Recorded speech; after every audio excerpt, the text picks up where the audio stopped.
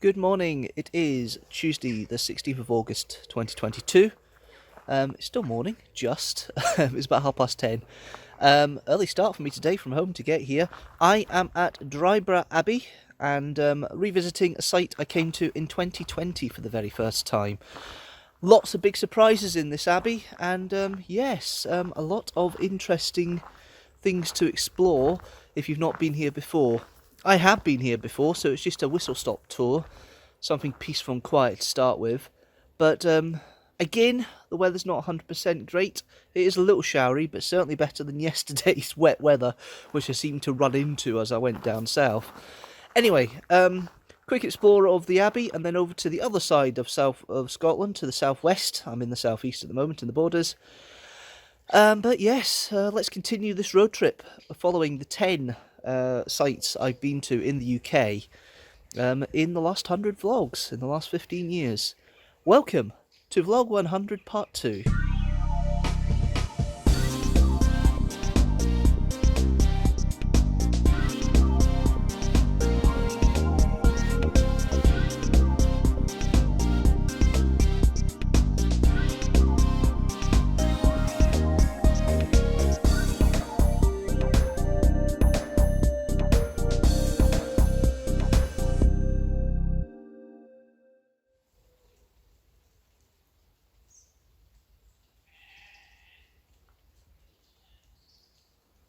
So I'm here again in the peace and tranquility. The River Tweed is over that way, and you can hear it if you really carefully listen.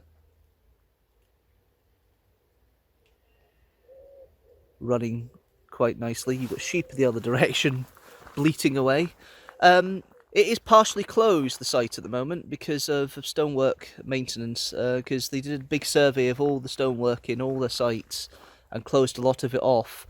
And this is a running theme you'll get in Historic Scotland sites, particularly in this video.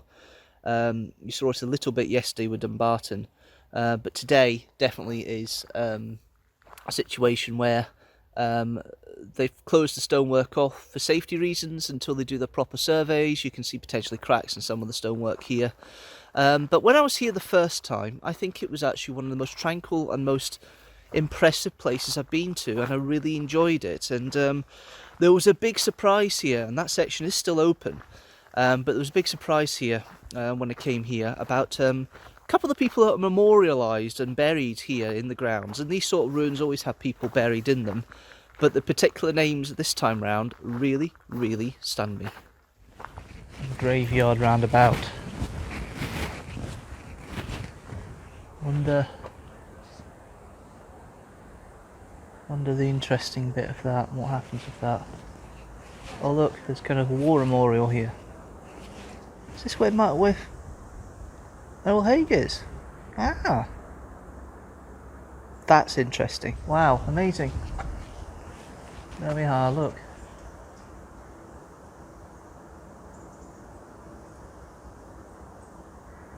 Okay.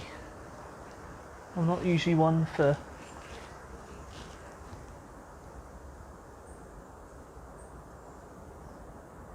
gravestones, but look at this. Look at the stonework in the vault, the ceiling there.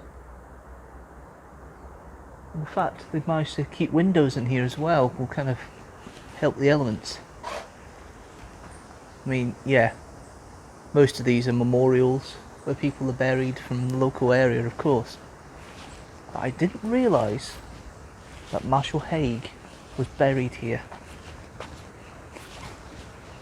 Oh my word! Oh wow! That's a surprise. That's his, wow. Didn't realise he died so young. Wow. And here is Sir Walter Scott's beloved River Tweed. The rain has certainly helped fill it up a bit, although you can see it is a bit lower than it normally would be, even at this time of year. It's nice and peaceful here. It's amazing every time I come down here how peaceful and how quiet it is. And you don't really notice the ins and outs of life in here, and I can see why people would want to be buried here or have a place of contemplation. It's such a beautiful site, even though it's got a few barriers around it at the moment.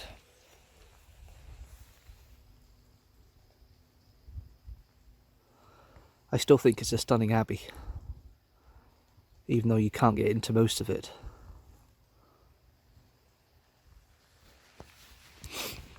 The memorial still looks good.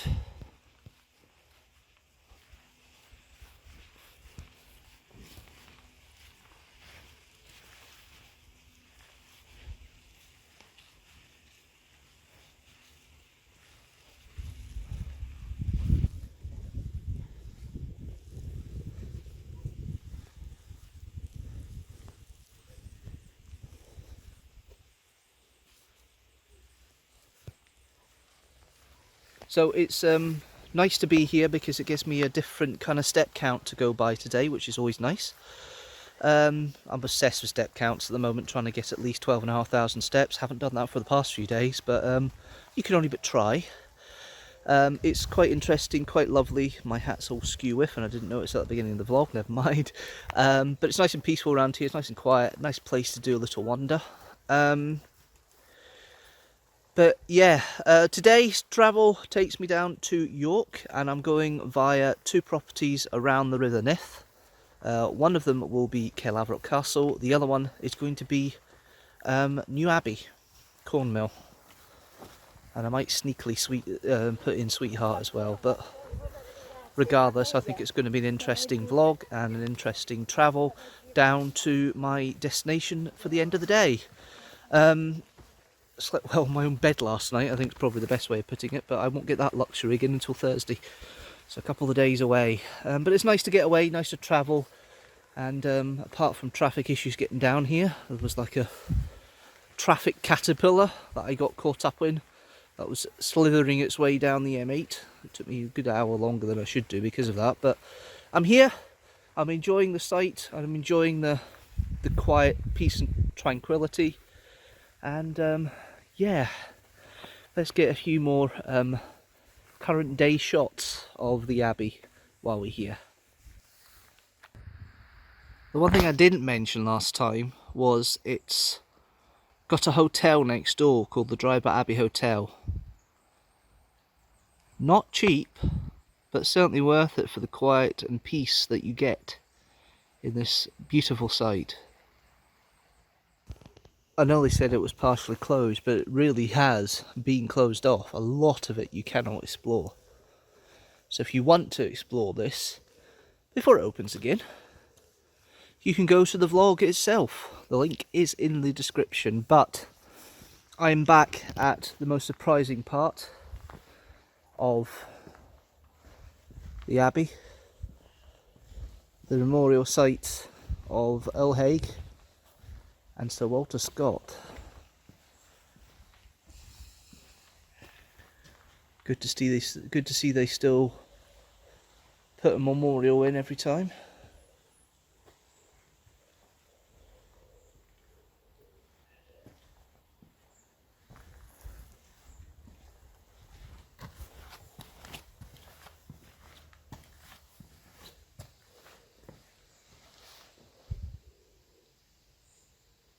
The Erskine's family. So a lot of them memorialised here.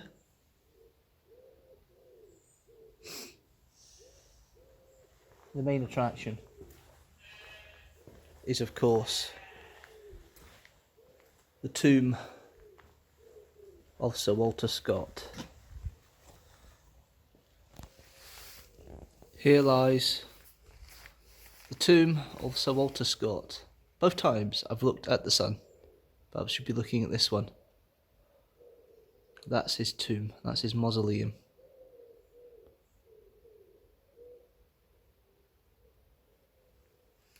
So we have his wife at the top, and Sir Walter Scott himself. And then below is his son.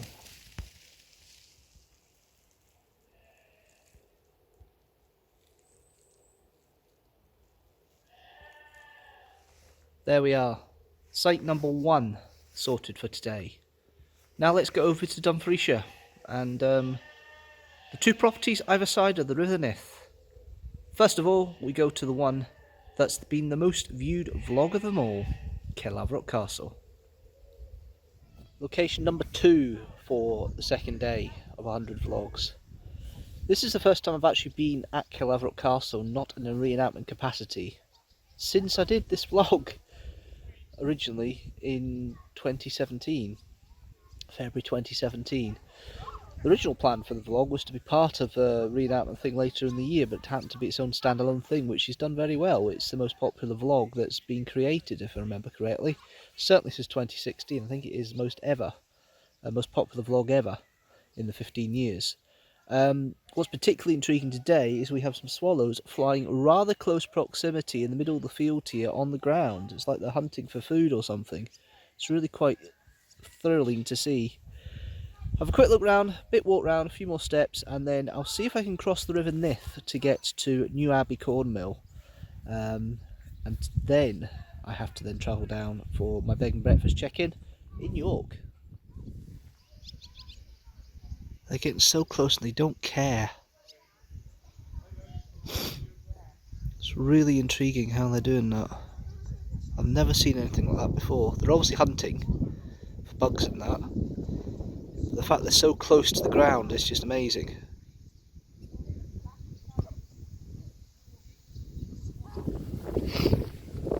I'm going to go and walk over to the old castle. But here is the original talk through of the old castle from the vlog that was created in 2017. Feels like you're going over a drawbridge.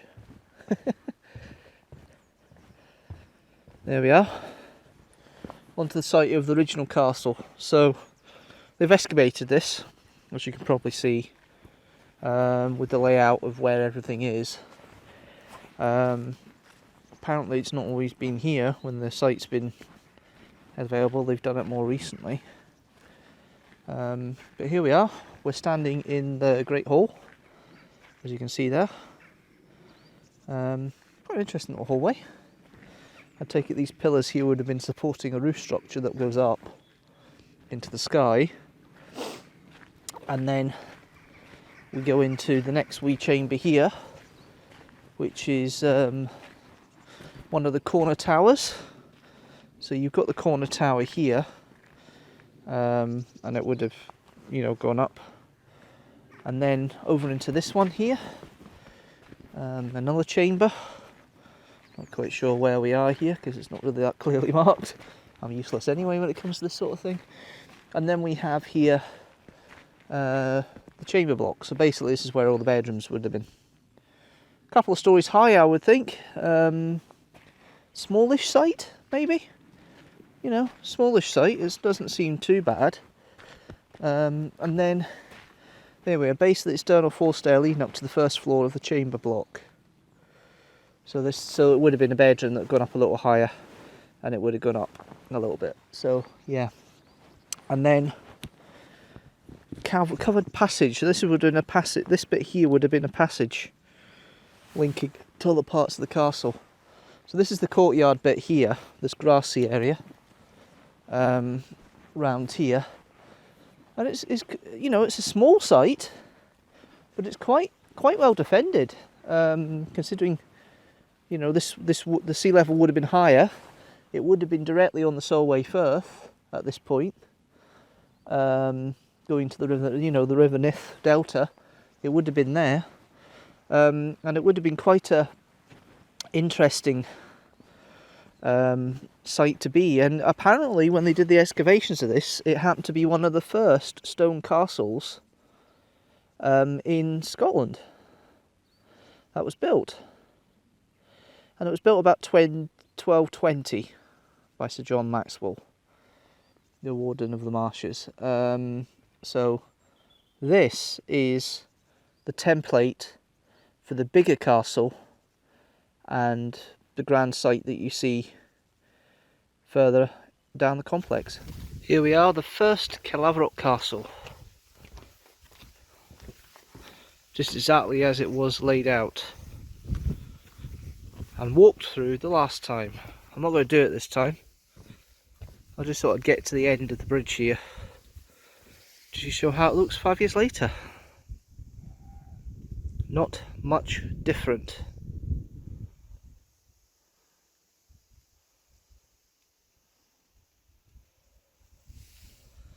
As is the case with some of the other sites I've been to in this vlog, there is no access to the castle due to structural issues that they're trying to fix. Might be a few years before they open it up again. So if you want to find out my experience of Kilevrock Castle from the first time, the best way of doing it is to go to the description below and click on the link for the full vlog. Now, off I go to New Abbey and the corn mill. And hopefully the water wheel is working this time, because it's been twice I've been there and it hasn't worked. So behind me is New Abbey corn mill. My final stop here today. Thought it was going to be third time lucky, and remember that this video, with this vlog, had the corn mill been visited twice. Once in February 2017, around about the same time I was doing the filming for Kilevrock, same day actually, and then just at the tail end of the heatwave in 2018, just before I went to Kilevrock for reenactment weekend. Both times the wheel wasn't working. It isn't working again, of what I understand, because I can't hear it. We'll find out when I go in what's actually wrong with it. But yeah, little revisit here, and now it's time to go and see what happened on the visits last time.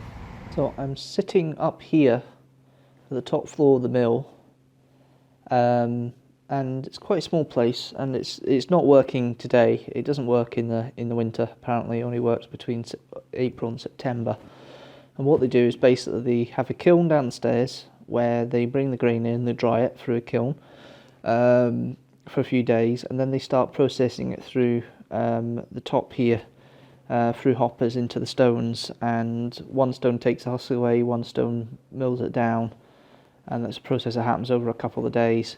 And this mill was active from the 1200s. The present building was built in the 18th century, and it was then upgraded a little bit more as well to help with animal feed in the 19th century, but mostly it's been made for milling of oats, and barley and wheat. I think it milled quite a few things, but it was a local mill. It was a small mill, and one of many across the country. There's not many left now. The only other mill that I believe in Historic Scotland's care is up in Orkney. I'm not going up there today. But yes, this mill is not working at the moment. It will be working in April to September. I might come back. As you will see when I do some close-up pictures in a minute, the mill itself is dry. There is no water in. There's not enough water in the pond to allow it to, be a successful mill. It's a shame there's nothing here, but it just shows you how dry season it's been when the mill pond is virtually empty. They can't pump the water up, so this is virtually empty. But there's a lathe there that you'd use to open it, and then the channel goes down to the mill down there. The mill pond is again empty, and again the mill isn't working. The water is actually pumped up from the river nearby, as I mentioned last time, and the pump broke in 2019. And there's also invasive species in here as well, which means they want to get rid of before they actually start it up again. So it could be a couple of years before they get up and running, because there's also the possibility that the wood machinery of the mill wheel and everything might need repair, because it's been sitting stagnant for 2 years, 3 years. So yes, I will get to see the mill work properly at one point in the future. It's just not going to be today. If you want to see the whole video, all you need to do is go to the description down below, and the link for the vlog itself is there. Right, that's all the places I want to visit today. Now I will get down to York to finish the vlog for day 2, and then obviously check into my B&B. So yeah, time to cross the border into England and over to Yorkshire.